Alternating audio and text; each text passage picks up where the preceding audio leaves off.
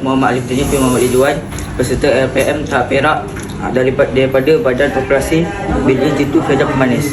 Yang pertama, khidmat masyarakat, saya mengambil sukarelawan. Ini lemak ialah 5 komponen, 5 matlamat yang saya letak. Yang pertama, menolong masyarakat. Yang kedua, mendisiplinkan diri. Yang ketiga, ingin berkenalan dengan orang yang baru. Yang keempat, ingin menjadi orang yang menepati masa dengan baik. Yang kelima, membaiki sikap saya dalam berkomunikasi. Yang kedua, rasi fizikal, saya mengambil beras sipak. Yang pertama, menyihatkan jantung.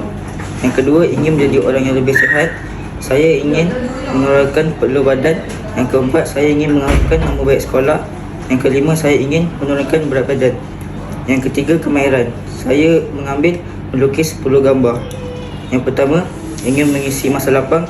Yang kedua, saya dapat melukis dengan baik. Yang ketiga, saya ingin memaparkan bakat saya kepada seluruh masyarakat. Yang keempat, saya ingin menjadi pelukis yang handal. Yang kelima, saya ingin belajar secara melukis. Sekian, terima kasih.